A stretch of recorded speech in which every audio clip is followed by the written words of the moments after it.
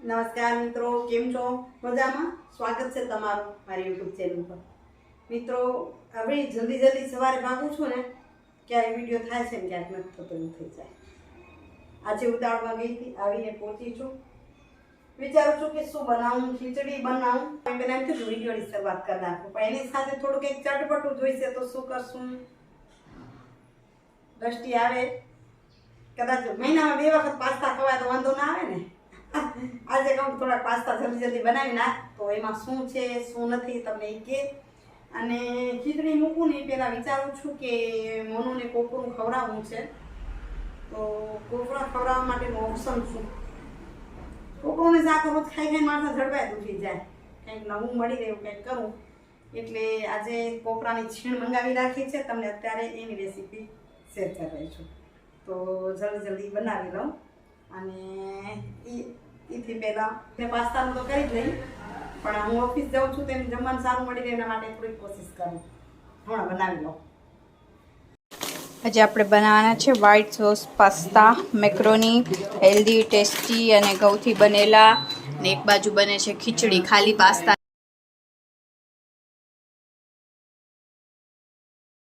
એની અંદર આપણે ઘરનું હોમમેડ બટર લઈશું.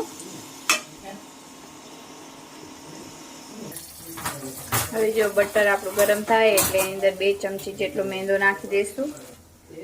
મેંદો ગોલ્ડન બ્રાઉન થાય ત્યાં સુધી આપણે શેકવાનો છે ઘીની બટરની અંદર.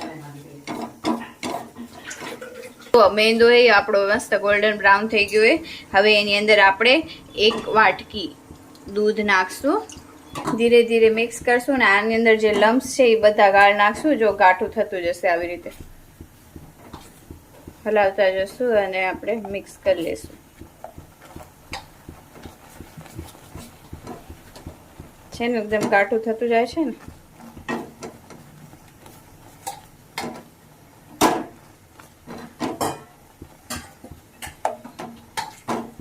હવે આની અંદર આપણે મસાલા નાખી દઈશું.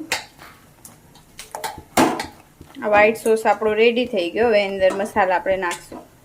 આ જો ઘટ્ટ થઈ ગયું હોય, પણ આપણે જે પાસ્તા બોઇલ કર્યા એની અંદર પાણી છે, તો આપણે પછી આપણે એડજસ્ટ કરવા માટે ઉપરથી નાખશું. જો ઓલું જોઈશે તો દૂધ નાખશું. હવે એની અંદર સ્વાદ અનુસાર નમક નાખશું. ચૂટકી પર બ્લેક પેપર એટલે કે કાળી મરી પાવડર, ચીલી ફ્લેક્સ નાખશું. જેવી તીખાશ જોઈએ એ હિસાબે આપણે એના અંદર. એની અંદર પછી હવે આપણે ઓરેગાનો નાખી દઈશું. બાજુ જો આપણો મસ્ત સરસ ગ્રેવી તૈયાર થઈ ગઈ. હવે અંદર બોઇલ કરેલા પાસ્તા નાખી દઈશું આપણે અને મિક્સ કરી લઈશું.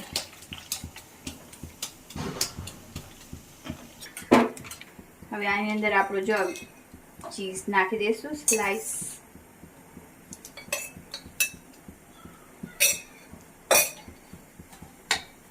જેવું તમને જોઈએ એ પ્રમાણે નાખી દેવાનું.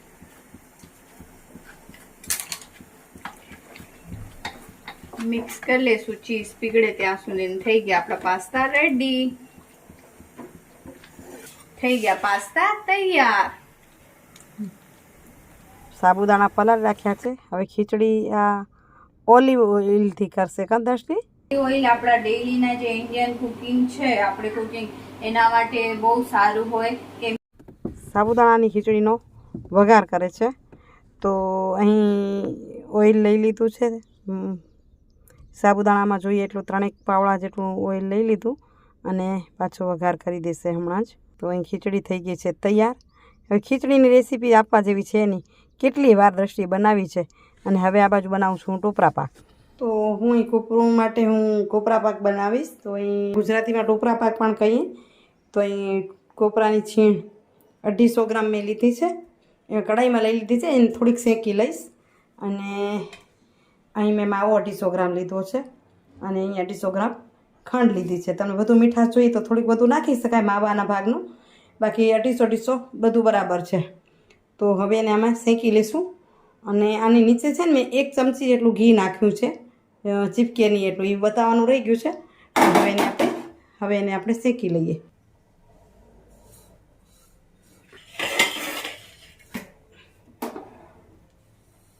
થોડીક એમાં ભીનાશ હોય એ નીકળી જાય એટલે એને થોડીક વાર શેકશું મીડિયમ ટુ લો પર.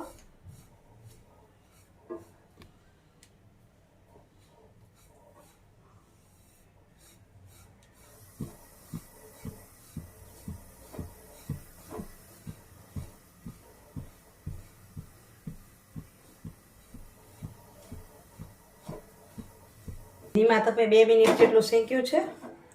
તો સેજ કલર જો બદલવા લાગે છે નીચેથી. અને હવે એને આપણે ગેસને બંધ કરી દઈશું અને આ કડાઈના તપમાં થોડીક વાર હલાવી લઈશું. જો આપણે કાચો જ રાખીએ ને તો થોડીક સ્મેલ આવે કાચા કોપરાની, આમ ના આવે. તો થોડીક વાર આના તપમાં ધીમે ધીમે ચલાવી લઈશું. અહીં પીડાશ પડતું થઈ ગયું છે ને, તો બસ આટલું શેકાઈ જાય એટલે ઘણું.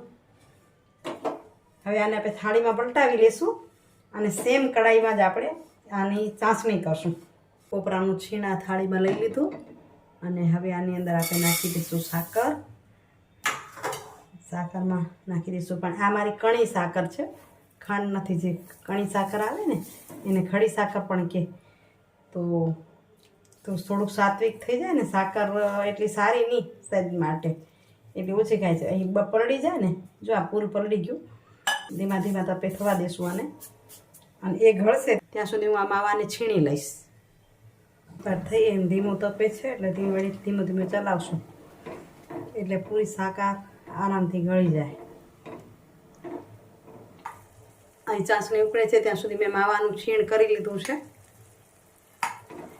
અને બરાબર ચાસણી થઈ જશે એટલે એની અંદર નાખશું. અહીંયા ચાસણી તૈયાર થઈ ગઈ છે, તો જો આમ તાર થાય છે સરસ. એની અંદર નાખી દઈએ આપણે આપણો માવો જેને આપણે છીણીને રાખ્યો છે અને એને બરાબર મિક્સ કરી લઈએ.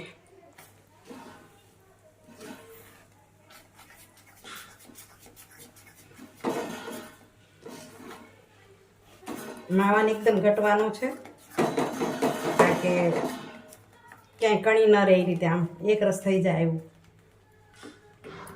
ચાસણી અને માવો બંને એક રસ થઈ જાય.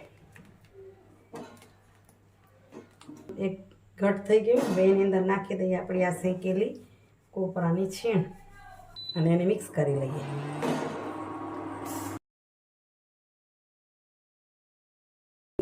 અહીં ગેસની ફ્લેમ બંધ કરી દઈશું બિલકુલ. અને આપણે જો કઢાઈને અડતું નથી એટલે સરસ થઈ ગયું છે, એકદમ મિક્સ થઈ ગયું. હવે એને આપણે થાળીમાં ઠારી દઈશું.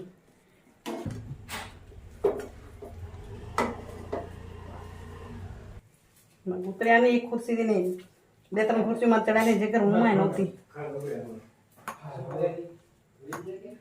કાલ કૂટી પડ્યા હશે, ખબર નહીં.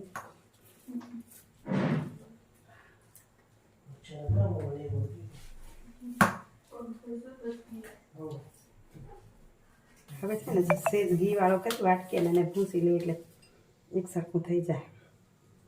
આપણો થઈ ગયો આ ટોપરા પાક તૈયાર. હવે થોડો ઠંડો થઈ જાય એટલે એના કાપા પાડી લઈશું. મિત્રો બધું તૈયાર થઈ ગયું. હવે આપણે લઈને આપણો સુવિચાર. આપણા સુવિચારની વાત કરું તો હું સંબંધો પર કહી રહી છું. તો સારા સંબંધો હોય, સારા રિશ્તેદાર હોય ને, એનો ક્યારેક ખોટો ઉપયોગ નહીં કરવાનો, ગલત ઉપયોગ નહીં કરવાનો. કારણ કે સારા સંબંધો છે ને જીવનમાં વારે વારે નથી મળતા. એક વખત સંબંધને ખોઈ બેસી તો ફરી એ સંબંધ મેળવવો આપણી માટે મુશ્કેલ હોય છે. એટલે સારો ઉપયોગ કરવાનો, પણ ખરાબ ઉપયોગ ક્યારેય કરવાનો નહીં. સુવિચાર છે ને ઘણી વાર આપણે કોઈ સમજદાર વ્યક્તિને કહીએ ને તો એ પણ સ્વીકારતા નથી થતા. એ આપણે સંબંધો સાથે ખોટી વાતો કરે. એના પર હું વધુ એમ પણ કહી દઉં કે વધુ પડતું સમજદાર વ્યક્તિ, તમને એમ થાય ને બહુ હોશિયાર વ્યક્તિ છે, સમજદાર વ્યક્તિ, અને મૂર્ખ વ્યક્તિઓને એમાં બેમાં ફરક નથી હોતો ઘણો. કેમ? એ બે કોઈને સાંભળતા નથી. સમજદારને એવું અહમ હોય છે કે મારા જેવું કોઈ નહીં, હું એક જ બરાબર, એટલે એ કોઈની ના સાંભળે. અને મૂર્ખ વ્યક્તિ છે ને એને તો કહેવાનું કંઈ મતલબ જ નથી ને, જે છે જ મૂર્ખ. આવું છે, આવું ચાલ્યા રાખે મિત્રો. અહીં વિડીયોનું એન્ડિંગ કરી નાખું છું. સાંજે જ આવી, સાંજે જ એન્ડિંગ, કારણ કે વિડીયો તમારી સુધી પહોંચે એટલા માટે. ને આ કોપરું ખવડાવવા માટેની મેં જે ટીક શોધી છે ટોપરા પાક બનાવીને, તો એ કેવી લાગી? અન્ય કોઈ સૂચન હોય તો પણ કહેજો. દ્રષ્ટિએ પાસ્તા બનાવ્યા. સાબુદાણાની ખીચડી તો રેસીપી શું આપવાની હોય, વારે ઘડીએ આપી છે, રેસીપી નથી આપી. તો વિડીયો કેવો લાગ્યો કમેન્ટ જરૂરથી કરજો. આશા રાખીશ કે તમને ગમ્યો હશે. ગમ્યો તો લાઈક શેર કરજો. ફરી મળું નવા વિડીયો સાથે. ત્યાં સુધી જય શ્રી કૃષ્ણ, જય જય ગરુડા, જય ભારત અને જય હિન્દ. Bye bye. હરિઓમ.